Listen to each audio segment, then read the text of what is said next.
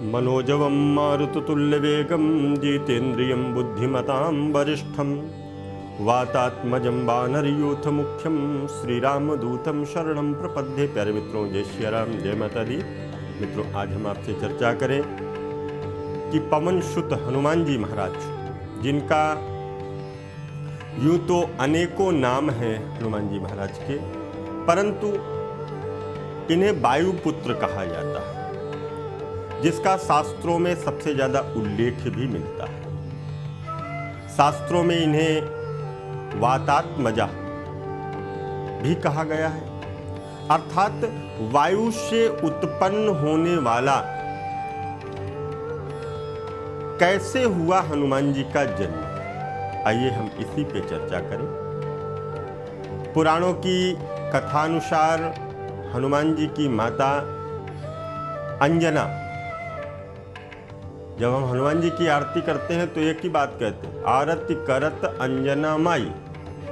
तो आरती अंजना मैया करती है, तो हनुमान जी की माता अंजना जी। अंजना संतान सुख से वंचित थी, अंजना जी को कोई संतान नहीं थी।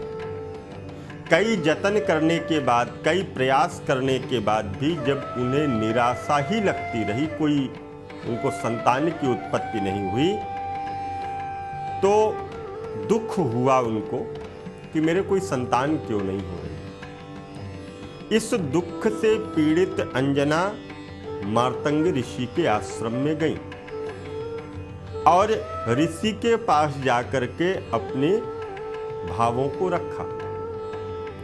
मार्तंग ऋषि ने उन्हें कहा कि आप एक ऐसा कार्य करिए जिससे आपको संतान की प्राप्ति हो सकती है। मैं आपको एक पता बता रहा हूं, आप वहां पर जाइए।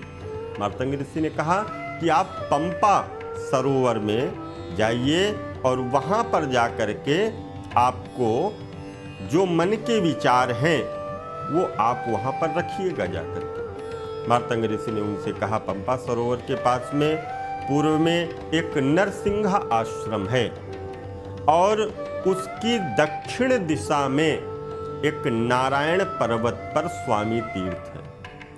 वहां जाकर उसमें स्नान करके 12 वर्षों तक तप एवं उपवास करना पड़ेगा, तब जाकर के आपको पुत्र सुख की प्राप्ति होगी।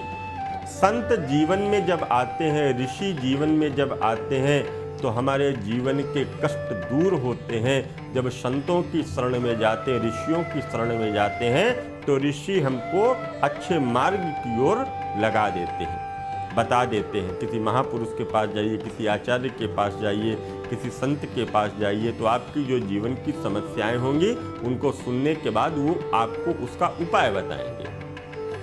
तो मैया अंजना ने भी वही किया। पंपा सरोवर के पास गई, नरसिंह आश्रम था, उसके दक्षिण में नारायण पर्वत था, वहाँ स्वामी तीर्थ था। वहाँ पर जाकर के उन्होंने स्नान करके 12 वर्ष तक का जो उपवास था उस क्रम को उन्होंने किया। अंजना ने मार्तंग ऋषि एवं अपने पति केसरी से आज्ञा लेकर के जब यह तप की क्रिया को पूर्ण किया, केवल उन्होंने इन 12 वर्षों तक केवल वायु का ही सेवन किया, भक्षण किया। वायु देवता ने अंजना की तपस्या से खुश होकर के उन्हें वरदान दिया, जिसके परिणाम स्वरूप चैत्र मास की शुक्ल पक्ष की पूर्णिमा तिथि को अंजना को पुत्र की प्राप्ति हुई और वायु के द्वारा उत्पन्न होने के कारण ऋषियों ने हनुमान जी का नाम वायुपुत्र रखा। तो ये हनुमान जी के जन्म की कथा है, और भी बहुत सी हनुमान जी के जन्म की कथाएं हैं। समय समय पर हम उन कथाओं को जो हनुमान जी की हैं, जन्म की हैं, उन कथाओं को भी आपको बताने का प्रयास करूंगा। तब तक के लिए दीजिए इजाजत। जय माता दी, जय माता दी।